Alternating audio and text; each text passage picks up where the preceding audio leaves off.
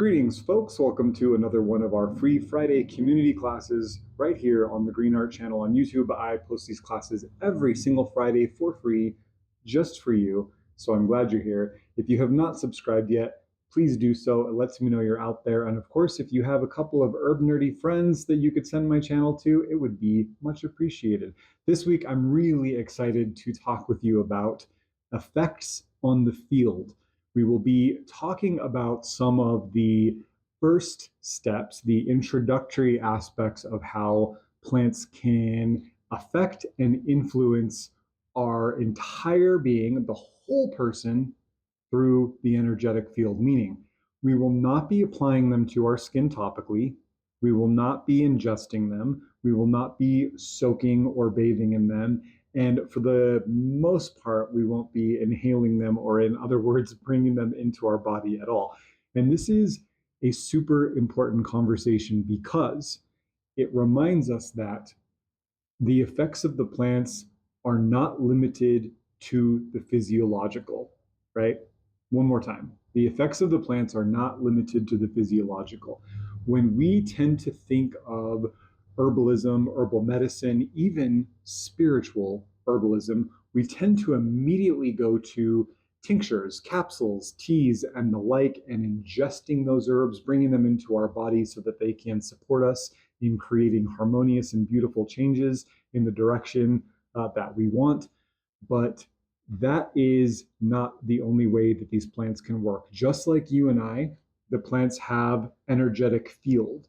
They have energetic presence. And this is most pronounced, of course, when they're alive, when they are growing in the ground, when they're in your garden, in a pot, in a raised bed, in the soil, when you encounter them growing wild as they will on your hikes and adventures into wild places. But we have found that this same energetic field, to a certain degree, continues to exist even after the herb has been harvested and dried and maybe put in a lovely jar on your shelf for half a year or something, right? So the first question when we talk about effects on the field, people tend to ask is, well, what if the plant is dead? What if the herbs are dried? What if they, I harvested them 6 months ago, or I harvested them last autumn? It doesn't matter. The effects that we're going to talk about today carry over, and in fact, we will not be talking about any fresh or living plant material today. We're going to talk about 3 ways that we can engage with plants via our energetic field to create more harmony, to create more cosmos within, right? To nourish coherence, to nourish the flow of beauty, the flow of harmony, the flow of wellness and rightness within our whole beings, right? That's important. So first, let me say this. I am a heart-centered spiritual herbalist, right? Everything that I do, the way that I approach herbalism, the way that I think about whole person wellness has something to do with the heart center. Sometimes it has to do with the fact that the heart center is our vulnerable space, right? It's the place where, in many traditions, we say that the spirit or the soul or the root of the breath, the atom, is rooted. Sometimes we think about the oscillating system of the heart, right? That the heart is the strongest oscillating system in the body. And for that reason, the rhythm of the heart, or the electromagnetic output of the heart, tends to be the reason why other systems entrain, right? The heart has more influence over the rest of the body than any other organ. Even within the brain itself, the emotional centers have more influence over the cognitive centers of the brain than the cognitive do over the emotional, which is why we can't think ourselves out of emotional states, right? But we can feel ourselves into cognitive clarity, cognitive harmony. So this is a very interesting thing to consider. And it's a very important thing to consider in this work, because we have to be somewhat aware, and the real depth of this, by the way, is far beyond the scope of this class, but I intend to do some more of this throughout the coming months. That the heart, as the strongest oscillating system in the body and the source of our greatest entraining rhythm, also has an electromagnetic field that extends 3, 4, sometimes 5 or 6 feet around the perimeter of our physical space. So while the thinking brain is limited to the neurological system within our bodies, and even respiration happens inside the lungs, and the effects of the kidneys happen inside the kidneys, the heart reaches outward and expands through an electromagnetic field, which is completely measurable, by the way. And this is interesting because the heart is also a thinking organ, right? We have active neurological cells in the heart that can, in their own way, receive, interpret, memorize, and respond to particular bits of incoming data. And that means that sometimes when we are walking down the street or we're walking through, let's say, a grocery store, and our 3, 4, 5, 6 foot electromagnetic heart field interacts with the 3, 4, 5, 6 electromagnetic heart field of somebody else, a communication happens, a dialogue happens in that moment. And in that moment, sometimes we say, I don't know why, but I like that person, right? There's something about that person that I'm like, yeah, that's cool. And sometimes we walk by somebody and we say, ooh, I don't know why, but there's something about that person I don't like. On some level, communication took place. On some level, there was a little conversation between your heart field and their heart field. Now, the heart field is not the only energetic field that is influenced by our work with the plant spirits. There are other layers, other fields, other aspects of self and soul that certainly get influenced here, but this is the one that I know the most about, and it's the one that I focus on in my work.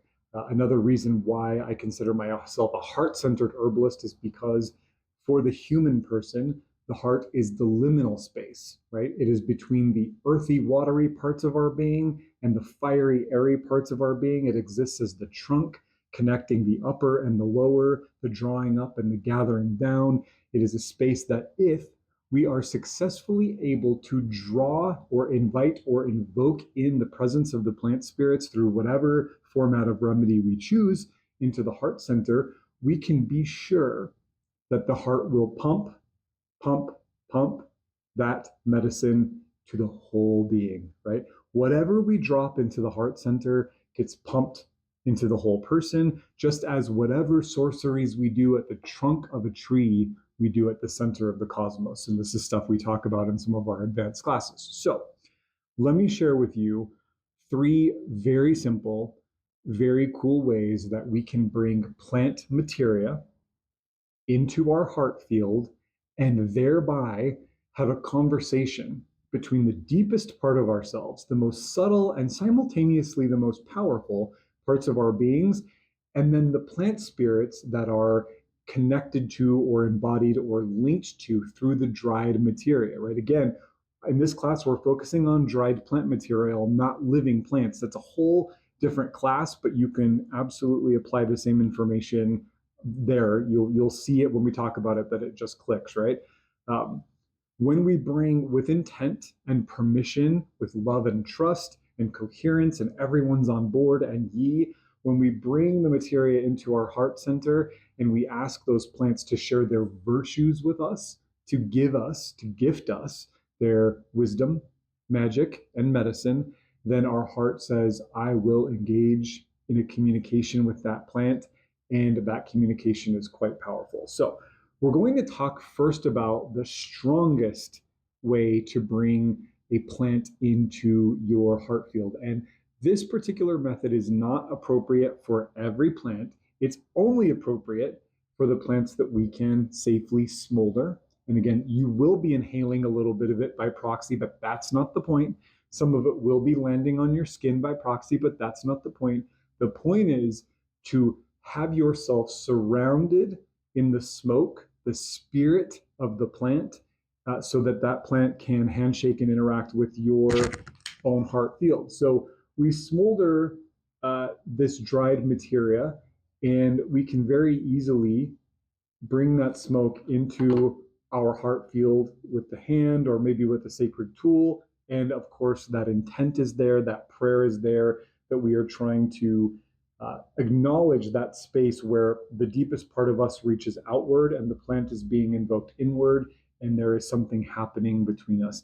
This is a really lovely way, by the way, smoke, to draw things in from the plants or to have the plants help us carry something away, to draw something out of our beings, going from the heart of hearts represents the entire being, right? So if we ask, in this case, in this class, by the way, we will be working exclusively with juniper. So here we have some dried Juniperus osteosperma, some high mountain juniper. And as I'm holding this, I could easily put this in front of my heart center and imagine dumping or sending out whatever it is I'm trying to release into the smoke through my heart center, through my field. Nothing physical is happening on my end anyway, and having that get carried away with the smoke, right? Very beautiful, very simple ritual, very easy. I tested in all of the plant folklore. This is nothing I'm making up. This is not coming from me. Maybe some of the understanding that we have now about the heart center and the electromagnetic field of the heart is probably newer science, that maybe this is the first time you're hearing of it. But I do believe that our ancestors, especially our herb-wise ancestors, knew about this field and really worked with it to make things happen. So now let's get a little more subtle. And you hear me talk about this format of herbal medicine, a viable format of herbal medicine. It is all the time, and that is the sachet. So once again, we are working with juniper. This is my little juniper sachet, which I've been carrying in my pocket every day for probably this one, 7 years or so. And inside of this felt sachet, which I've embroidered with some juniper needles on one side and juniper berries on the other, is a little bit of every part of the juniper tree from a stand that I have a really deep relationship with. There's a little root, a little bark, some leaves, a twig, some pollen, and of course some berries. And so when I have this sachet in my pocket, when I pick it up, and I have a charm that I've written that goes with this particular sachet, and I recite that charm, and generally I'm holding it against my heart center. I'm again inviting it in. I'm telling myself, yes, like I give permission for this medicine to come in, and I'm giving permission to the plant to do the plants thing. And then I tuck this in my pocket and I go about my day. There is some kind of allyship. There's kinship. Now juniper, who as a plant normally grows in one place and stays there, is traveling with me on my legs, right? Traveling with me in my car, on the train, wherever. The plant is becoming mobile through their kinship with me, and I am bringing the wisdom of these deeply rooted and highly canopied plants with me on my mobile journeys through the blessings of the plants. And so when this is there, as quiet and as subtle as it may be, the information of this plant, again, represented by the dried materia, right? The plant spirit is not necessarily here, but because this materia comes from the plant, there is a connection. And the more energy that you put into it, the more intent that you put into it, the more care and reciprocity you put into the relationship, the thicker that cord of connection gets, right? And the more powerful it is. So I like to think, and I do experience, that there's a pretty beefy connection between this sachet and the juniper spirit that I work with, and this sachet and myself. Creates a little triangle of sorceress power. So when I have this in my pocket, when I hold this against my heart, when I hold this against particular parts of my body, I'm allowing the virtues of the plants to influence, affect, bring magic, medicine, and wisdom through the energy field, right? Through the most subtle layer of being. But nonetheless, communication happens, and that's very important. Last but not least, I want to focus on one format of this work that is not quite as temporary, right? The incense only smolders for a minute or two. The sachet is only in your energy field when you choose to bring it in. Maybe, for me, this goes into my pocket when I leave my house for the day. It goes back on my altar when I come home at the end of the day. It's a temporary thing, but I do have an example of a way that we can ask the plants to bring their virtues to our lives 24/7, 365, and that is by wearing a talisman or an amulet crafted from their materia. So this is a bit of branch from the same juniper tree that we've been talking about, actually literally the same tree. And I've been wearing this particular piece so long that if you can see the color here, and I'll give you a zoom in, it's become very, very dark, right? This is not the color of this wood when you harvest them fresh. It's very pale, but over time they will become as much your DNA as they are the plant's DNA. So they get dark like that. And I don't take this off, right? Ever. I swim with this, shower with this. This is on me all the time. If the thread ever starts to wear down and be about to break, I replace it. This has been on my body for years and years and years. And it's very important to me that I carry juniper with me on all of my journeys, when I'm sleeping, when I'm waking, when I'm studying, when I'm at the gym. I want juniper's presence with me all the time, because this is a plant that has been paramount in my own journey, right? And this is a plant that I consider to be one of my greatest teachers. So I always want juniper to have access to me and to be able to tap me on the shoulder and say, hey, what about this? And also to provide their medicine and to provide access to other plants when needed. Juniper very much acts as a way shower for me and brings in other plants as needed for myself and also for my clients, by the way, which is very important. So we have the most ephemeral in the form of incense, and then something that's a little more based on time and circumstance with the sachet, and then we have something that you could have 24/7. I do suggest for folks, when you invite these plants in this way that is, again, simultaneously so subtle, so fine, right, but incredibly powerful, that you wait until you have a plant that you really know that you want to have them settle into your heart center. If you know anything about homeopathic medicine, for example, you know that the quieter the medicine gets, the more subtle, the more diluted the remedy gets, the stronger effect it has on the body, right? It kind of coaxes the body to reach out and grab. This happens as well with this medicine. So sometimes a therapeutic dose of an herbal tincture has a more localized, direct in and out effect on the body than wearing a piece of plant materia, as going very, very deep and having these big spiritual changes on a person. They happen slowly sometimes, and they happen over time, and it's a long haul commitment. This is work that is hard won, right? It requires a lot of dedication from us, a lot of openness from us, and the plants will respond in kind. So, as you do this work and you have various plants that start to stand up more and more, and ones that you really start to create a kinship with, and also something that's important is that you feel reciprocity with that plant. You feel that the plant shows up for you and responds to you, right? We don't always want to work with plants that don't seem to have much of an affinity with us, right? If we feel like we're studying them and sitting with them and making offerings to them and all of that, and we're not getting anything back, to me, I say, okay, I respect you, I'm going to move on, right? I want to be in relationship with plants who want to be in relationship with me.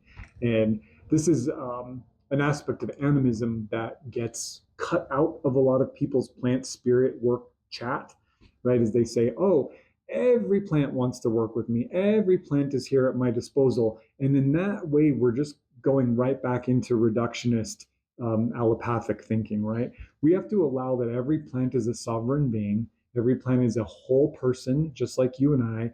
And sometimes they don't want to work with us, or it's not the right time, or it's not the right vibe. I don't think they ever um, approach that from any kind of like malefic or nefarious or hateful way. It's just sometimes the energy's not right. And their blessing on us is go find the plant that is right for you, rather than put all of this energy into a relationship that's not where you are right now, or maybe never will be, right? This to me is a huge boon.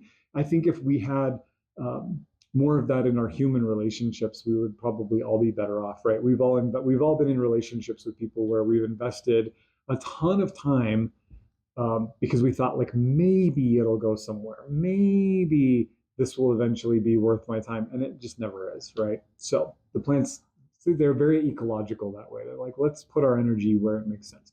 So effects on the field. This is a very powerful form of working with the plants. In fact, I think that it requires more nuance, more expertise, and really more connection to the plants than pretty much any other form. To choose to lay plant materia on somebody's body and have that conversation happen from heart to spirit is so profound and so powerful.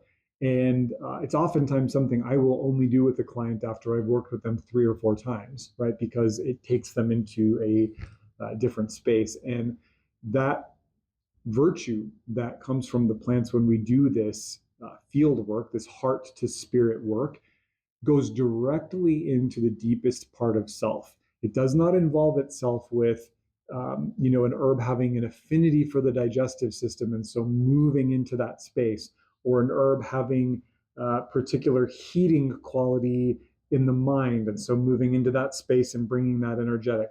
We bypass the physiological and we get down into the person, the spirit to spirit, or I say heart to spirit, right? And that's big medicine, right? I'm sure you can even just sort of understand in a cursory way how potent and powerful that can be. So hopefully this opened your eyes to a new way of working with plants. This is also a really lovely thing to consider if you are very sensitive to certain herbs, if you have allergies to certain herbs, but that you would like to work with them. Some folks have some herbal hesitancy. There's some anxiety or fear around ingesting herbal medicine, even very safe things, maybe because of past traumas or experiences people have had with medications. Look, put the plant in your pocket. Just handshake with them. Just travel with them for a little while. Let them walk with you and see how that goes, and see how that conversation between your heart and the plant spirit unfolds. Thanks very much for being here, guys. I'll see you next time.